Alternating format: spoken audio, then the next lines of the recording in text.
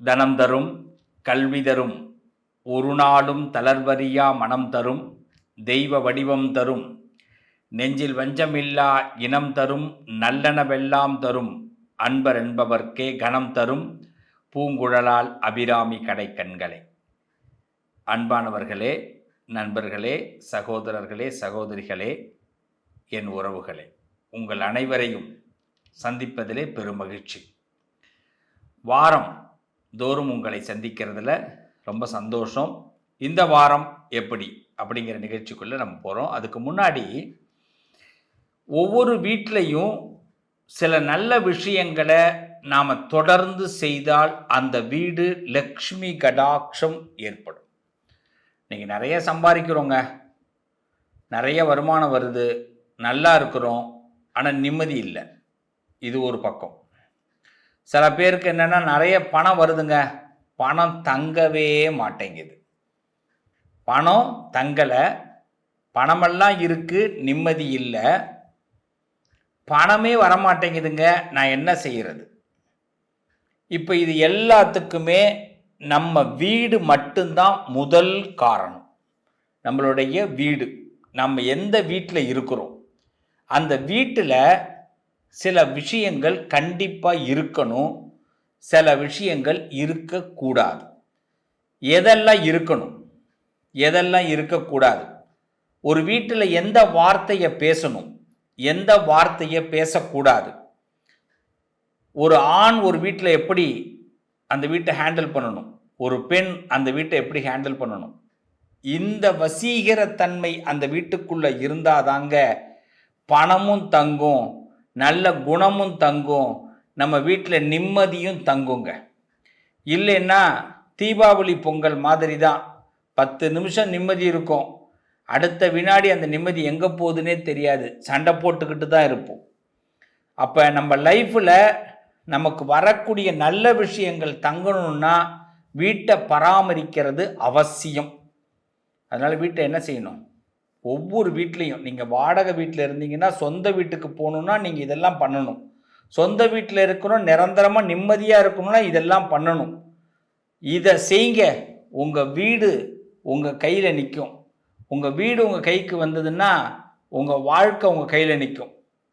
அந்த அம்பாள் உங்கள் பக்கத்தில் உட்காந்துருப்பா, உங்களுக்கு எல்லா நிம்மதியும் 16 செல்வங்களையும் பராசக்தி கொடுப்பா கொடுப்பா கொடுப்பா, நம்புங்க. முதல்ல ஒரு விஷயம், ஒரு வீடு என்னென்னலாம் செய்யணும்னா அந்த வீட்டில் ஒட்டடை அடிக்கணும்.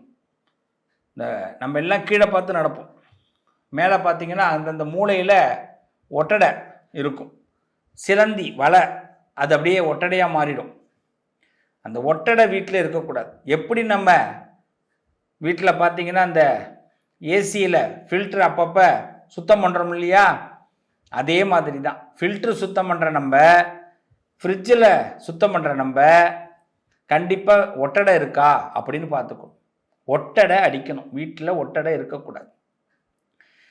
ஒரு பெண் வீட்டில் சொல்லக்கூடாத வார்த்தை இல்லை அப்படிங்கிற வார்த்தை சொல்லக்கூடாது. ஏதாவது ஒரு பொருளை கேட்டோம்னா அது இல்லைங்களே, எதை கேட்டாலும் இல்லைன்னு சொல்லக்கூடாது. இதோ வாங்கிட்டு வரேன், இந்த அடுத்துக்கு இப்போ தான் மார்க்கெட்டுக்கு போக போகிறேன், இப்போ தான் சூப்பர் மார்க்கெட்டுக்கு பிளான் போட்டுக்கிட்டு இருக்கேன், நாளைக்கு செவ்வாய்க்கிழமை போய் வாங்கிடலாம், பூஜைக்காக இன்றைக்கி கிளம்புறேன். இப்படி ஒரு இல்லைங்கிற வார்த்தை இல்லாமல் வாங்க போகிறேன்ற வார்த்தையை கொண்டு வரும். ஒரு ஆண் சொல்லக்கூடாத வார்த்தை முடியாதுன்னு சொல்லக்கூடாது. அதெல்லாம் முடியாது, அதெல்லாம் அப்புறமா பார்த்துக்கலாம் போ, இந்த வேர்டை ஒரு ஆண் சொல்லவே கூடாது. அப்படியா, சரி நான் பண்ணி கொடுத்துட்றேன், நான் செஞ்சு கொடுத்துட்றேன். வாக்குறுதிகளை கொடுக்கணும் ஒரு ஆண், நம்பிக்கையை கொடுக்கணும் ஒரு பெண். இதை இருந்தால் அந்த வீடு நல்லாயிருக்கும். இது முதல் செய்தி.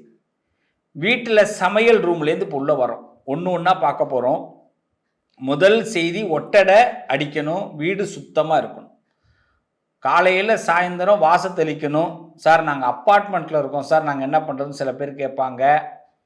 நம்ம வீட்டில் கொஞ்சோண்டு ஈரத்துணியை நல்லா காய வச்சு ஈரத்துணியை புழிஞ்சி அந்த வாசல் நிலப்படியை ஒரு சின்னதாக சுத்தம் பண்ணிவிட்டு ஒரு கோலம் போடலாம், நிலையில் தப்பே கிடையாது. நம்ம அப்பார்ட்மெண்ட்லேயே இருந்தாலும் நமக்குன்னு வாசல் ஒன்று இருக்கும், அந்த வாசலில் சின்னதாக ஒரு கோலம் போடலாம், இல்லை நிலையில போடலாம். யாரும் போடக்கூடாதுன்னு சொல்ல மாட்டாங்க. தாராளமாக செய்யுங்க. காலையில் சாயரிச்ச வீட்டில் சமையல் ரூமில் இல்லைன்னு சொல்லக்கூடாத வார்த்தைகள். எங்கள் வீட்டில் உப்பு இல்லை அப்படின்னு சொல்லக்கூடாது, சீனி இல்லை அதாவது சர்க்கரை இல்லைன்னு சொல்லக்கூடாது, பால் இல்லைன்னு சொல்லக்கூடாது, தயிர் இல்லைன்னு சொல்லக்கூடாது, நல்லெண்ணெய் இல்லைன்னு சொல்லக்கூடாது, நெய் இல்லைன்னு சொல்லக்கூடாது, பருப்பு இல்லைன்னு சொல்லக்கூடாது, அரிசி இல்லைன்னு சொல்லக்கூடாது, புளி இல்லைன்னு சொல்லக்கூடாது, மிளகாய் இல்லைன்னு சொல்லக்கூடாது, பெருங்காயம் இல்லைன்னு சொல்லக்கூடாது, தீப்பெட்டி இல்லைன்னு சொல்லக்கூடாது, அடுப்பு கறின்னு சொல்லுவாங்க. இப்போல்லாம் மறந்து போச்சு. இப்போல்லாம் வந்து நீங்கள் நாட்டு மருந்து கடையில் விற்கிது அடுப்பு கறி, இல்லைன்னா இப்போல்லாம் சூப்பர் மார்க்கெட்டில் விற்கிது. அந்த அடுப்பு கறி வாங்கி வச்சுக்கிங்க. அடுப்பு கறி இல்லைன்னு சொல்லக்கூடாது, எலுமிச்சம்பழம் இல்லைன்னு சொல்லக்கூடாது, தண்ணி இல்லைன்னு சொல்லக்கூடாது. வாட்டர் பாட்டில், தண்ணி, நம்ம பியூரிஃபை கண்டிப்பாக இருக்கணும். ஆக இந்த 15 விஷயமும் இல்லைன்னு சொல்லக்கூடாது, தேடக்கூடாது. இது குறைய குறைய நம்ம ஏற்றிக்கிட்டே இருக்கணும், ஸ்டோரேஜ் பண்ணிக்கிட்டே இருக்கணும். உப்பு குறையும் போதே பாதியில் வந்து ஏற்றிடணும். அது இல்லைன்னு அந்த இடத்துல நிப்பாட்டிட்டு போய் வாங்கிட்டு வரக்கூடாது, அது தரித்திரியம். அது நமக்கு வந்து ப்ரெஷரை ஏற்படுத்திடும். அடுத்தது வீட்டில் கோலமாவு இல்லாமல் இருக்கக்கூடாது, அரிசி மாவு இல்லாமல் இருக்கக்கூடாது, சந்தனம் இல்லாமல் இருக்கக்கூடாது, விபூதி இல்லாமல் இருக்கக்கூடாது, குங்குமம் இல்லாமல் இருக்கக்கூடாது, மஞ்சள் தூள் இல்லாமல் இருக்கக்கூடாது, சுண்ணாம்பு இல்லாமல் இருக்கக்கூடாது, சுண்ணாம்பு மஞ்சள் கிழங்கு இல்லாமல் இருக்கக்கூடாது, சுக்கு இல்லாமல் இருக்கக்கூடாது ஒரு வீடு, மிளகு இல்லாமல் இருக்கக்கூடாது, சித்திரத்தை இல்லாமல் இருக்கக்கூடாது. இதெல்லாம் என்னத்துக்குங்க? ஒரு சுண்ணாம்பு இருந்ததுன்னா ஒரு சின்னதாக ராத்திரி 10 மணிக்கு ஒரு பிளேடில் இல்லை அருவாமனையில் கட் பண்ணிட்டா கூட சுண்ணாம்புலேருந்து அந்த சுண்ணாம்பு எடுத்து அந்த அதில் அப்படி தடவுனீங்கன்னா இந்த ரத்தம் நின்றுடும். ஃபஸ்ட்டு ஆன்டிபயோட்டிக், அப்புறமா நம்ம ஆஸ்பத்திரி போகிறது 12 மணிக்கு எங்கேயாவது போய் கேட்குறதெல்லாம் அடுத்தது. சுண்ணாம்பு இருக்கணும், சுக்கு இருக்கணும். தலைவலி வந்ததுன்னா சுக்கு ஒரு 10 போட்டுக்கிறது. உடம்புல ஏதாவது திடீர்னு ரேஷிஸ் வந்துருச்சுன்னா 10 மிளகை எடுத்து போட்டு வாயில் கொஞ்சோண்டு சர்க்கரை போட்டால் முடிஞ்சிருச்சு, வியாதி விலகிடும். ஏதாவது உடம்புல ஏதாவது கடிச்சிருச்சுன்னா ஒரு விபூதி பூசினா போதும். பயந்துட்டா ராத்திரி தூங்கும் போது ஒரு கெட்ட கனவு வருது அப்படின்னா விபூதி எடுத்து பூசிக்கிட்டா போதும். குரோதமான எண்ணம் வருது, கொஞ்சோண்டு சந்தனம் வச்சுக்கிட்டா போதும். அரிசி மாவு கோலமாவு மிக்ஸ் பண்ணி தான் கோலமே போடணும். வீட்டில் சாமி ரூமில் கோலம் போடாமல் பூஜையே பண்ணக்கூடாது. இதெல்லாம் ஒரு வீட்டுக்கு அவசியம். சித்திரத்தை அவசியம். வெத்தலை செடி வைக்கணும், துளசி செடி வைக்கணும். நீங்கள் அப்பார்ட்மெண்ட்லேயே இருந்தாலும் வெத்தலை செடி துளசி செடி வைக்கணும். ஆமாம், ஒரு வீடுனா இருக்கணும்.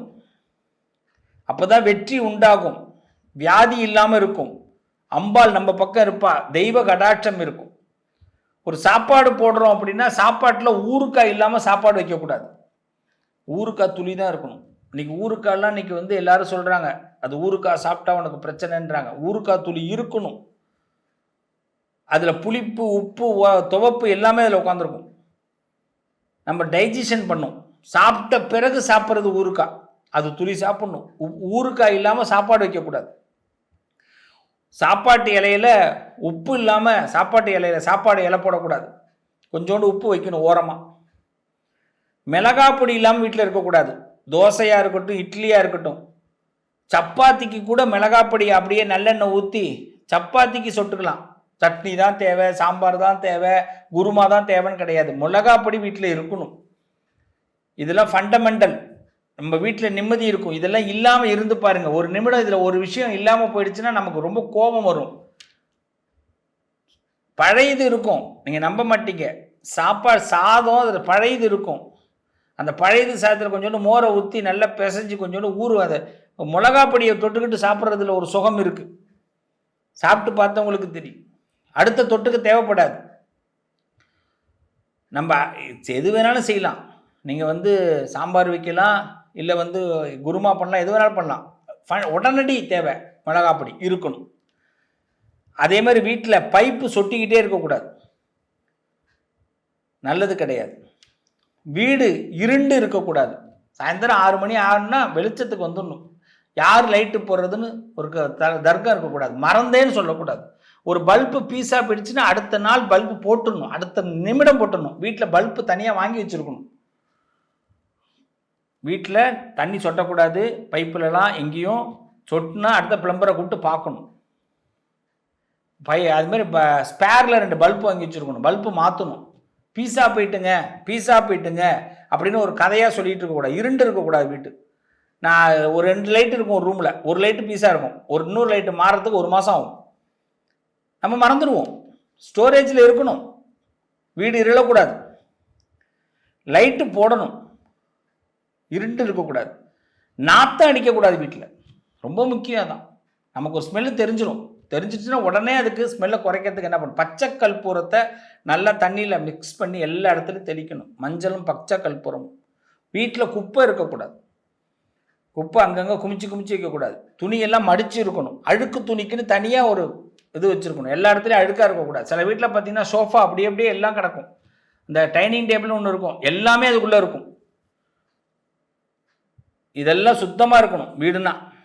அதை விட அடுத்து ரொம்ப முக்கியமானது, நம்ம ராத்திரியில் கண்டிப்பாக ஏதாவது ஒரு சாப்பாடு வீட்டில் இருக்கணும். நம்ம எல்லாரும் சாப்பிட்ட பிறகு கூட ஒரு ஆள் சாப்பிட்றதுக்கு ஒரு சாப்பாடு அங்கே இருக்கணும். ஃப்ரிட்ஜிலேயாவது வச்சுருக்கணும். ஆமாம், ஒரு சாப்பாடு. ஏன்னா ராத்திரி ஒருத்தவங்க பசிக்கும். வீட்டில் உள்ளவங்களுக்கு பசிக்கும் போது இல்லைன்னு ஒரு வார்த்தை அந்த வீட்டிலேருந்து வரவே கூடாது. ராத்திரியில் தண்ணி இருக்கணும். டேங்க்கில் தண்ணியை ஃபுல் பண்ணிட்டு தான் தூங்கணும். அதெல்லாம் பார்க்கணும். தண்ணி டேங்க்கில் ஃபுல் பண்ணாமல் காலையில் 4 மணிக்கு சில நேரத்தில் மழையில் கரண்ட்டு போயிடும், தண்ணி இருக்காது. நம்ம போய் பாத்ரூமில் உட்காந்துக்கிட்டு தண்ணி வரலன்னு கேட்டால், நீ போட்டியா, நான் போட்டேனா, இது கிடையாது. இதெல்லாம் மாற்றிக்கணும். நைட்டு டெய்லி ஸ்டோரேஜ் பண்ணணும் தண்ணியை. அதுக்கடுத்து சிங்க்கு சுத்தம் பண்ணணும். வீட்டில் அடுப்படியில் பாத்திரத்தை சுத்தம் பண்ணிவிட்டு அடுப்படியை தொடச்சிட்டு சின்னதாக கோலம் போட்டுட்டு தான் போய் படுக்கணும். நைட்டு சாப்பிட்டாங்க, காலையில் தாங்க நாங்கள் பாத்திரம்லாம் தேய்ப்போம். இந்த வழக்கமே வேண்டாம், தரித்திரியம். எத்தனை மணி ஆனாலும் செய்யுங்க, காலையில் நிம்மதியாக எழுந்திருக்கலாம். அதே மாதிரி பார்த்தீங்கன்னா சாப்பிட்ட பிறகு நம்ம தலைமாட்டில் ஒரு டிஸ்டன்ஸில் இன்றைக்கெல்லாம் செல்ஃபோன் வச்சுருக்குறோம், ஆனால் தண்ணி பாட்டில் வச்சுக்கணும். செல்ஃபோன்லாம் வச்சுக்காதீங்க. ரொம்ப முக்கியம். ஒரு வீட்டில் நம்ம மத்தியான நேரம் 1 மணிலேருந்து 4 மணி வரைக்கும் யார் வீட்டுக்கும் போகாதீங்க. 1 மணிலேருந்து 4 மணி பத்திரிக்கை வைக்கிறது, ஏதாவது சொல்ல போகிறது, விருந்தாடியாக ஒரு வீட்டுக்கு போகிறது, 1 to 4 அவாய்ட் பண்ணிவிடுங்க. அவங்க தூங்குவாங்க, ரெஸ்ட் எடுப்பாங்க, இல்லை வேலையில் இருப்பாங்க, ஏதோ ஒன்று 4 அது மாதிரி சொல்லிட்டு போங்க. எந்த வீட்டுக்காக இருந்தாலும் சொல்லாமையும் போகாதீங்க. 1 to 4 போகாதீங்க. வரவேற்கக்கூடிய எண்ணமே அவங்களுக்கு வராது. வேண்டா வெறுப்புக்கு தான் வரவேற்பாங்க. அதனால் 1 to 4 அவசியம். அதே மாதிரி ராத்திரி 9 மணிக்கு பிறகு எந்த வீட்டுக்கும் போகாதீங்க. முக்கியமான விஷயங்களே சொல்ல போகிறதா இருந்தால் கூட ஃபோனில் சொல்லிக்கிங்க. அது ஒரு தடவை ஃபோன் அடித்து எடுக்கலைன்னா விட்டுருங்க, பார்த்துப்போம், மெசேஜ் போட்டு வச்சுருங்க. இதெல்லாம் நல்லதுக்கு தான் சொல்கிறோம். இதையெல்லாம் நம்ம தவிர்க்கணும். இதெல்லாம் நமக்கு சில தொந்தரவுகள், மனசஞ்சலங்கள் ஏற்படும், மன வருத்தங்கள் ஏற்படும். இவ்வளவு விஷயங்களை நம்ம பண்ணும் பொழுது நம்ம வீடு செழிப்பாக இருக்கும், சிறப்பாக இருக்கும். மறந்துடாதீங்க, தரித்திரம் இல்லாமல் இருக்க நான் சொன்ன பொருட்களை எல்லாம் மீண்டும் ஒரு தடவை உங்கள் வீட்டில் ஸ்டோரேஜ் பண்ணி வைங்க. நீங்கள் நல்லா இருப்பீங்க.